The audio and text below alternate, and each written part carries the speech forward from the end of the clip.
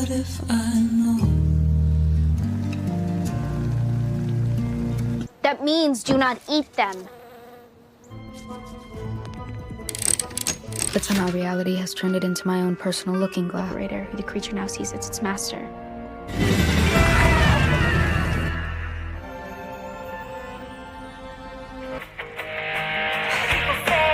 Who did this to you? You framed me! It's an anagram for Laurel Gates. Some sort of weird friendship anomaly. Whoa, hey! Setelah wali kota ini berhasil didiskon nyawa oleh seorang pembunuh, para keluarga dan teman-teman terdekat berkumpul untuk melayat ke pemakaman Walker. Satu persatu, rangkaian teka-teki mulai terungkap. Wednesday semakin yakin untuk mengungkap serangkaian kasus tersebut. Baginya, mungkin sekarang ia kalah taktik dan tidak gesit. Ia yakin bahwa pembunuhnya berasal dari orang terdekat yang menutup topeng dengan berpura-pura. Dari kejauhan, Wednesday melihat seorang pria memakai topi dan jas yang full hitam. Ia kemudian berlari mengejar pria aneh tersebut. Ternyata ia adalah Foster yang merupakan pamannya Wednesday.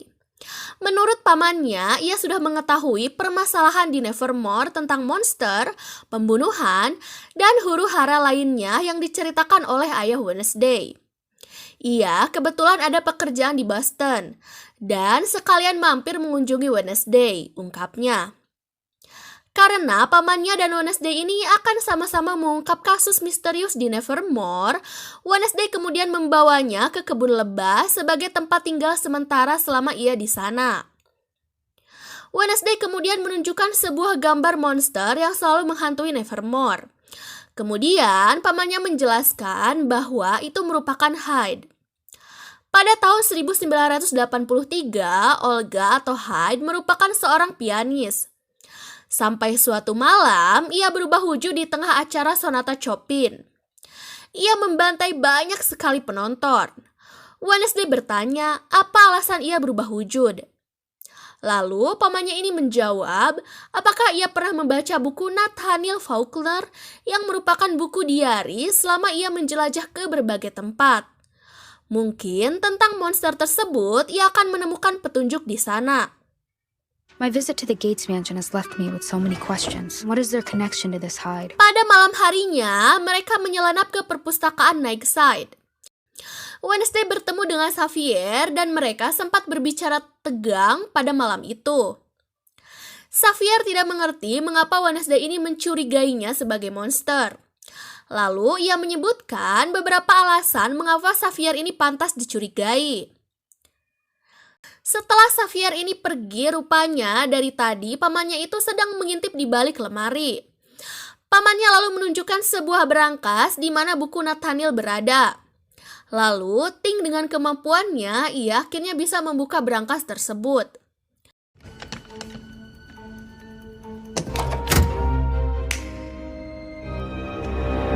Mereka akhirnya menemukan beberapa petunjuk dari buku tersebut tentang monster itu. Develop an immediate bond with its liberator, who the creature now sees as its...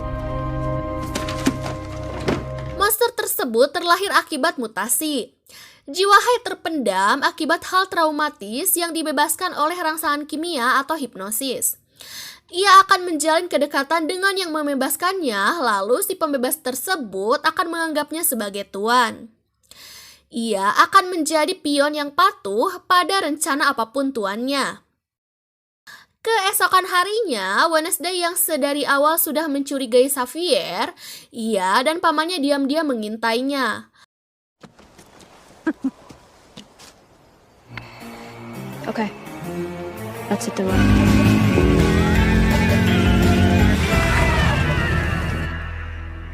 Rupanya, Xavier ini bertemu dengan Dr. Kimbot. Wednesday dan pamannya sedang berada di kafe. Mereka mengobrol tentang monster tersebut. Wednesday mencurigai Kimbot sebagai tuannya dan melakukan terapi kepada Xavier untuk membangkitkan Hyde. Kemudian Tyler menghampiri Wednesday dan pamannya. Tyler memberikan kopi secara gratis. Tyler lalu menanyakan sebuah buku yang dibawa Wednesday.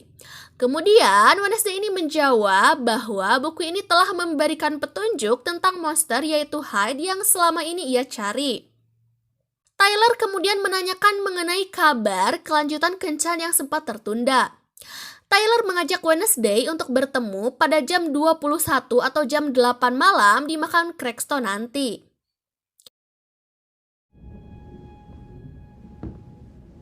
I don't miss her. Pada malam hari, lalu Wednesday ke makam Cranston untuk bertemu dengan Tyler. Entah apa yang dilakukan Tyler sampai-sampai mengajak Wednesday kencan di sebuah kuburan sunyi. Ia kemudian menyuruh Wednesday untuk menutup mata. Ternyata Wednesday diberi kejutan oleh Tyler dengan sebuah piknik dan makan malam romantis. Tyler benar-benar menyiapkan kencan tersebut. Lalu ia mengajak Wednesday untuk menikmati nonton film horor bersama. Setelah selesai menonton film, kemudian Tyler ini menyatakan perasaannya kepada Wednesday bahwa ia ingin menjadi lebih dari sekedar teman dengannya. Wednesday menjawab ungkapan Tyler dengan agak dingin, tetapi Tyler mengungkapkan bahwa ia tidak akan menyerah kepada Wednesday. Lalu, hal romantis terjadi. Ketika akan cipokan, tiba-tiba ia ketahuan oleh ayahnya yaitu Sheriff yang sedang melakukan patroli. What are you doing here? You got it? Ketika kembali ke kamarnya, Wednesday ini terkejut dengan barang-barang yang sudah berantakan. Rupanya, buku harian Faulkner sudah dicuri. Ia semakin kaget ketika melihat Ting yang sudah tertusuk dan dipenuhi dengan darah. Ia kemudian berlari ke kebun lebah dan meminta bantuan kepada pamannya untuk menyembuhkan Ting. Akhirnya, Ting sadar dan bisa diselamatkan. If you can hear me.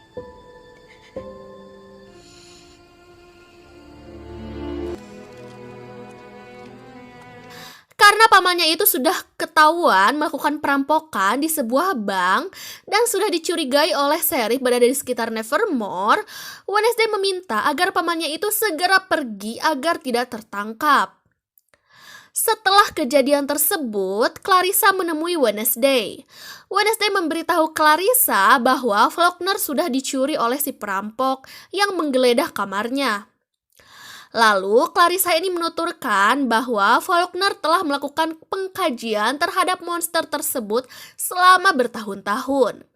Tetapi ia dihabisi Hyde sebelum berhasil mengungkapkannya.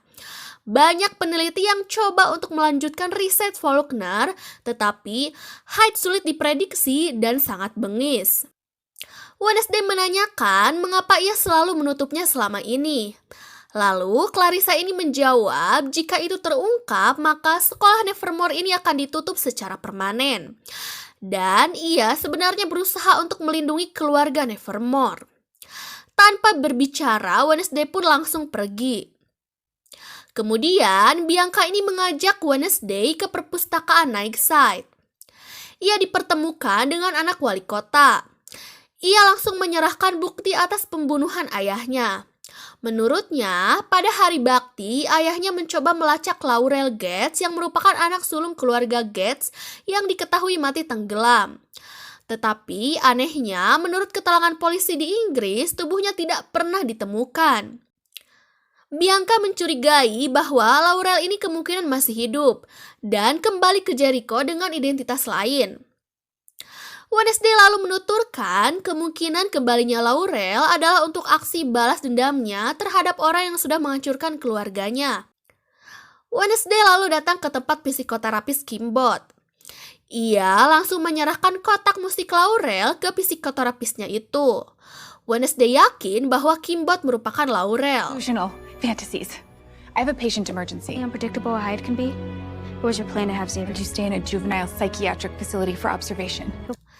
Setelah Wednesday pergi, Kimbot lalu menelepon Clarissa tentang perilaku aneh Wednesday yang menuduhnya sebagai pembunuh. Di tengah pembicaraan telepon, ia kemudian mendengar suara aneh dari toilet. Ketika membuka toilet, ia tiba-tiba diserang oleh monster Hyde.